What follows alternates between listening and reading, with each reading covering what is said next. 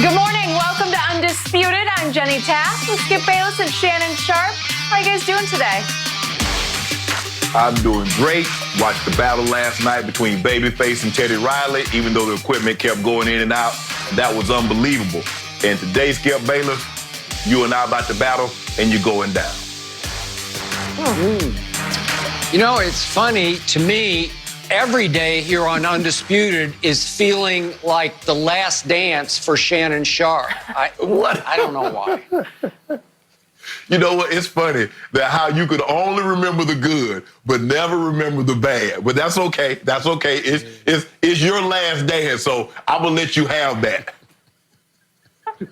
Speaking of the Last Dance documentary, since you guys set me up so well, after the first two episodes aired on Sunday night, everyone has been weighing in and sharing their thoughts, including Kendrick Perkins, who ended up coming to LeBron's defense, saying that no one has higher expectations than LeBron in NBA history. Perk went on to say, if Bron scores 63 and 49 in a series and gets swept, every sports network is talking about his inability to get it done, while MJ is getting praised and awarded Player of the Game in losses. So, Shannon, does Perk have a point here?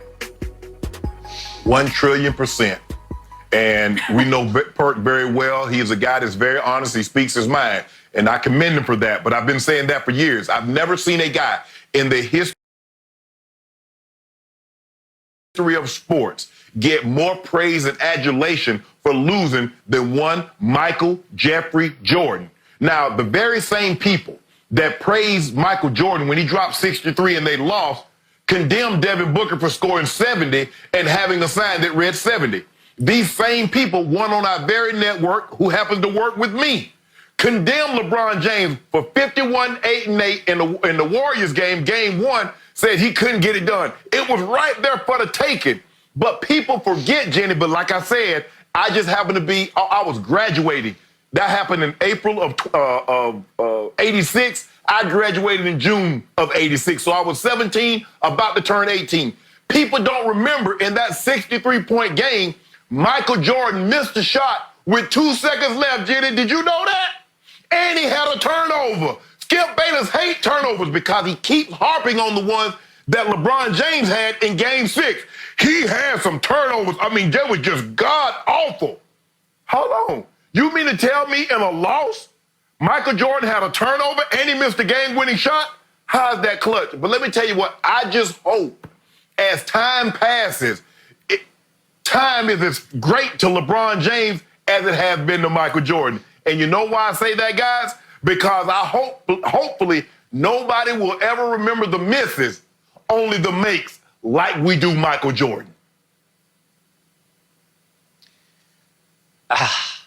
I am dumbfounded by what you just said, and especially by what my man Kendrick Perkins tweeted. You know, Shannon, I love Kendrick Perkins, but I think I'm going to have to rename him Kendrick LeBron, because every time I turn around, Kendrick LeBron is defending LeBron for some reason that boggles my mind. I'm starting to think that he's been hired as the new PR director for Unclutch Sports. I don't know that for a fact, but it's starting to feel like that, because how could you dare to take a shot at Michael Jeffrey Jordan about his 49-point and 63-point games way back in 1986? And for Kendrick's sake, and maybe for our younger viewers' sake, Shannon says that he was old enough to sort of absorb what was happening in that game. Let me provide Shannon's favorite word here, context, for that game back in 86. That Bulls team was 30-52. That's how bad it was, and it somehow made the playoffs. I don't know why, and they didn't deserve to. But we knew this story from the Last Dance documentary the other night, that at the end, remember, Jordan missed he only played 18 games that year. In the last 15 games, he was on a minutes restriction, 7 minutes per half. And he wanted to make the playoffs by beating Indiana in the last game, and they pulled him with a few seconds left. And still, John Paxson hit a shot that eked them into the back door of the playoffs they did not deserve to be in. But that was 8 versus 1, and 1 was the one. That was the Boston Celtics that Bird called in the Last Dance documentary the best team he ever played on. That team, by 5 games, was the best team during the regular season of 1986. 5 games clear of Magic's Showtime Lakers. That team was number 1 in holding down opponents' field goal shooting percentage, and it was number 3 in points allowed. And Kevin McHale was first team all defense, and Dennis Johnson, who mostly guarded Michael Jordan in those 2 games, was second team all defense. That's what Michael Jordan was up against, with a team that was 30-52, and he had not been playing very much going into that first round series. So he scores 49 in the first game, and then he scores 63 in the second game to force an impossible, improbable, huge upset of not 1 overtime, but 2 overtimes. And how did he do that, Shannon Sharp?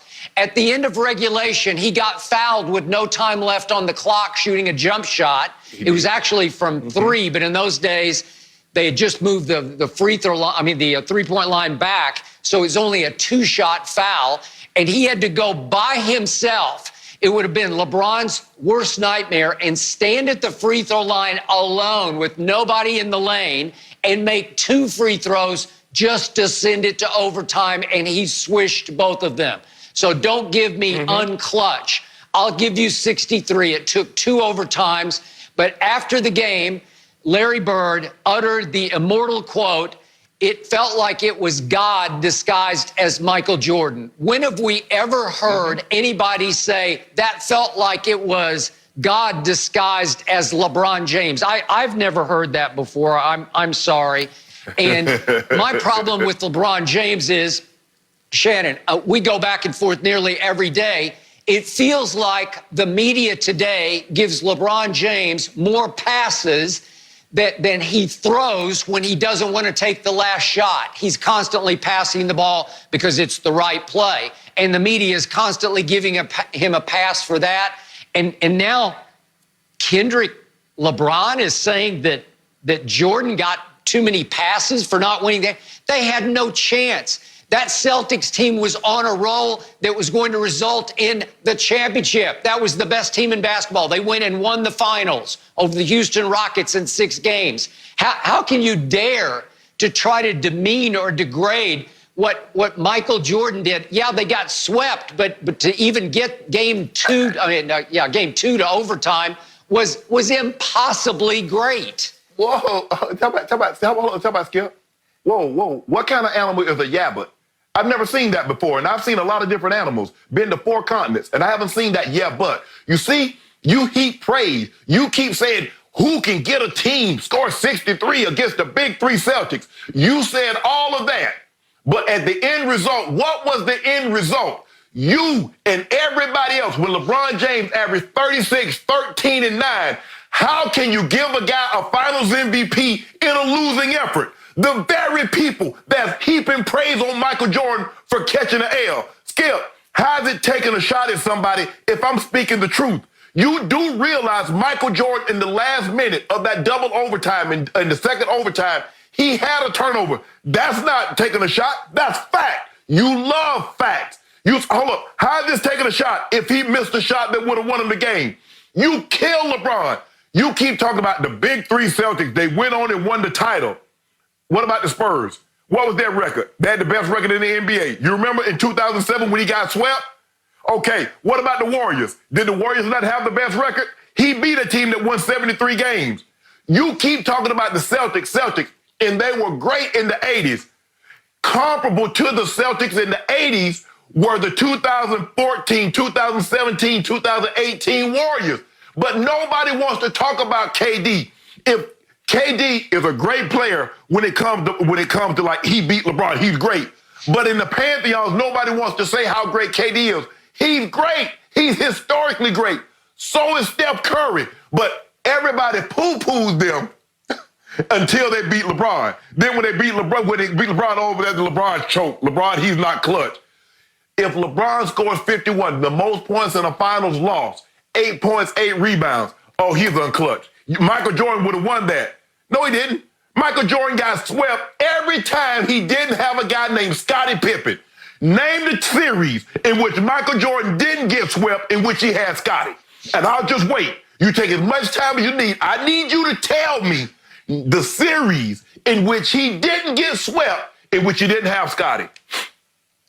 Okay, Shannon Sharp, we're going to talk about this later, so I'm not going to go into great detail here. Scottie Pippen was a nice player. He was a really good player, but he was nothing but a good Robin. You know it, and I know it. And yes, Michael needed a little bit of help because you do need 5 players on the court at one time. And as great as he was, he needed one other pretty good player. He needed one other pretty good player, and at least he didn't have to take his talents to South Beach to join forces with Dwayne Wade, who was a much better player and leader and a much clutcher player and mentally tougher player than Scottie Pippen ever dreamed of being. And he joined forces with Dwayne Wade, who taught him how to win championships, and with Chris Bosh, who was a perennial all-star in Toronto. Michael had one all-star in Scottie Pippen, but he wasn't anything like Dwayne Wade as a leader and a big brother figure. LeBron needed a big brother. That's why he took his talents to South Beach. And by the way, we're talking about a 63-point game in Michael's second year in the league, in which he had broken his foot and played only 18 games. Help me out here, Shannon Sharp. In LeBron James' second year in the league, how many playoff games did the Cleveland Cavaliers win? Go ahead, tell me, I'm waiting.